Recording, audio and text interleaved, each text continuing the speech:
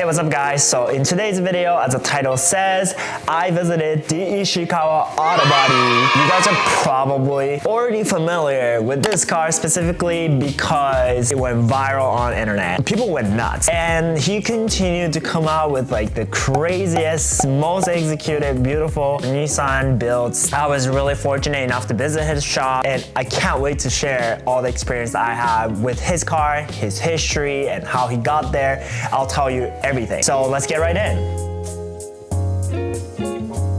So how did Ishikawa Autobody became a thing? Ishikawa Autobody, aka Masaru-san. So he originally was a paint guy. He started his career from joining a car manufacturer plant, inspecting brand new paint, and that was his first job. He, took on some jobs and built his skill set, and then decided to own his own collision repair shop in his hometown, which is located in Shizuoka Prefecture. And what is famous for Shizuoka? Yes, the Mount Fuji. So when I visited this shop, I was welcomed with one of his newest creations, this van. It's a Nissan Largo van. It's a van converted into SR20 DET with a 6-speed manual transmission. And it's on air, it's low to the freaking ground, and it has a custom fenders. So this car, I have been following his page about his building process, and it was purposely made this way because it was supposed to be a family car.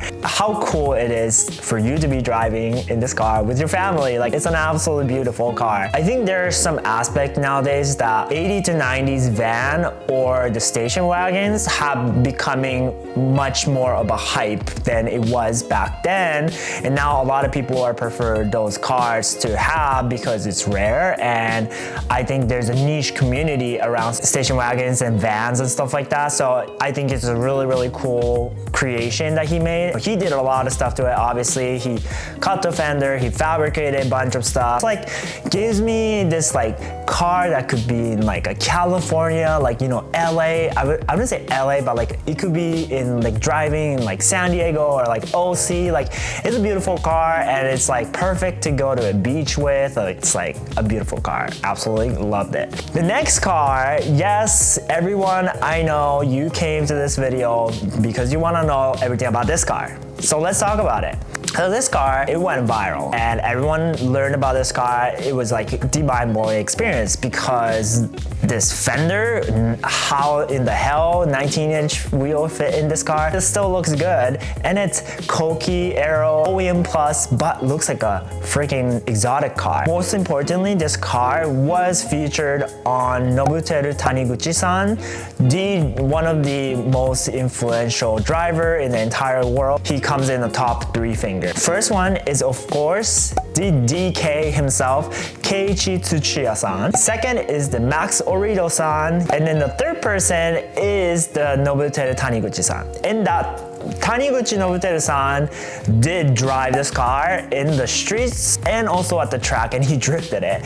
So this car is capable of city driving and also sending it at the track, which is just like crazy because you get the both of best world. It still looks good and it's a functional car as overall. So first off, this is the Nissan 180 SX RPS 13. Yes, this is a Japan model. Of course, it's right-hand drive. So when he first purchased this car was in a rough shape. Because of the condition was so bad that he was able to gut everything out and redo everything from the scratch. So that's how this car was born. From there, he didn't really have like an inspiration of sort. He just wanted to build a car that he liked. Started working on it and his fender was born like that. He actually created that fender and the lines with metal. Eventually became the model of the Ishikawa Autobody fender that is currently sold online from him. Not sure if you can still get it. I believe it's out of stock right now.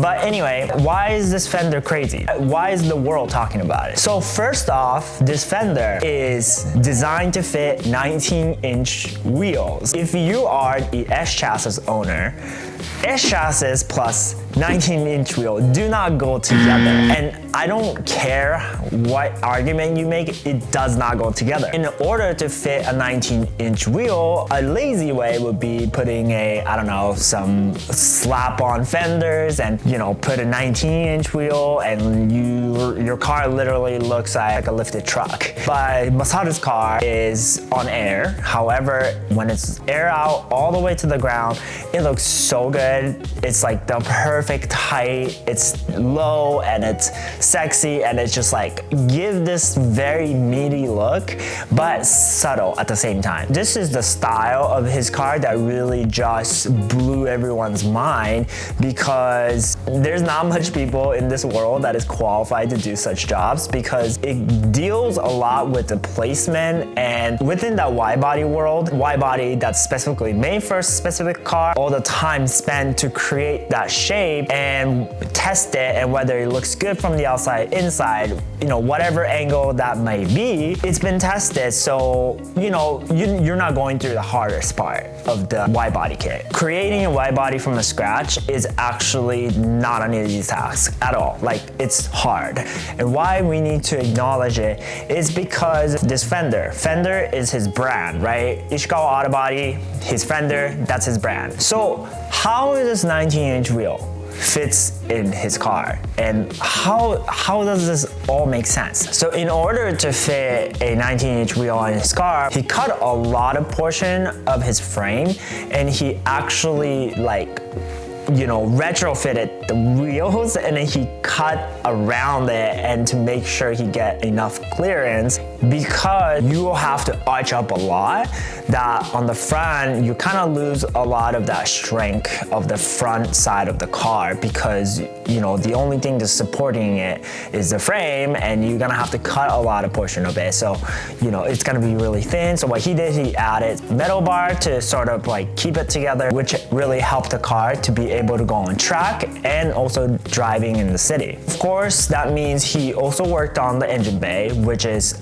absolutely prettiest engine bay I've ever seen. It has an SR20 DET. It's paired with 6-speed manual from a Z33. It's like the most sleek engine bay you've ever seen before, but he did a lot of work to strengthen the front end, because he had to cut a lot of his frame. When he was making the engine bay and the engine style of the look, he really thought about where to put the bars and putting the bar across to like strengthen the car.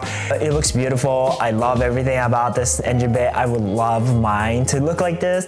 And the wire tucking, it's just like so good. Moving on to the interior. Yes, interior, come on. Like, how luxurious this looks. It has the S15 dash with reupholstered everything in the leather, and this just like looks so beautiful. He even has this custom roll cage like bar wrap thing in upholstered leather, which is like, I thought it was super cool, super neat, and I loved it. I loved everything about it. I want my car to look like that, of course. And moving on, yes, there's two more cars that I want to show you guys about. The first one, this is the PS13 Sylvia. So this car was the most recent finish, and this car actually debuted very recently in Stance Nation in Tokyo, Odaiba. Of course, it's the same fender, but it's made out of FRP. The reason why is that because this fender, for you guys to be able to buy, so he made a custom FRP fender that you can slap it onto the S chassis, and it works the same way as this car. So he basically put the FRP fender, molded it. However, he went with the 18-inch wheel this time. If you know a lot about S13s or S chassis in general, you guys know that this is stock wheel. It's a 4-lug wheel, re-drilled to 5, I believe, and it's been converted to 3-piece, which is like really, really awesome. And of course, it's all OEM plus, so it has the same styling of the car as the 180SX. Together, it's the duo. The last car that I want to talk about here is this. Like, you guys are probably wonder like, what is this? So this car was this originally, right? This is, I believe, the second car that he built that also went viral and everyone went crazy on. This candy red PS13 converted, and this car is going under the surgery right now. What he did was he moved his rear axle and he's also extending the front more. So he's adding extra length from front and back. It just looks like very flat, very cool. And he said he's working on it right now. That's his newest project. I'm very excited to see what this car might become. Autobody, it was an amazing experience, and I'm so happy that I got to meet him in person and share with you guys, to the world, what Ishikawa Autobody is all about. The key takeaway is that you can't just slap something on and call it a day. That is not art. Art is like creativeness and also just execution. It takes a lot of hard work and years of experience to get to where his level is. In fact, he doesn't even think that he's at a final level yet, and he wants to try more new things. He wants to experiment more new things, and then he just want to have fun with it. And I think that's a really important, takeaway in this climate right now, because I feel like social media has really influenced people's car builds nowadays. And as long as you get the majority vote, you have this validation that your car is cool. But I think that, as long as you're happy, that's amazing. Finding your style, finding your creativity is something that I always loved about cars, and I continue to really practice that on my own car as well, or any content that I create. So, but yeah, what do you guys think of Ishikawa Autobody? What was your first impression when you discovered Ishikawa Autobody? Comment down below, because I want to know what you guys think of his cars. But yeah, with that being said, I appreciate you guys for tuning in for today's video. Make sure to subscribe to Ishikawa Autobody's YouTube channel. It's all Japanese, by the way, but if you guys are interested, go check his content out because it's amazing stuff. It's educational. I think it's also aesthetically kind of pleasing. If you guys really like this video, please give it a thumbs up. All of my socials are down below and my website, and you guys can purchase my stickers if you guys want to support me in my journey of content creating. And I will see you guys on the next video. Peace out.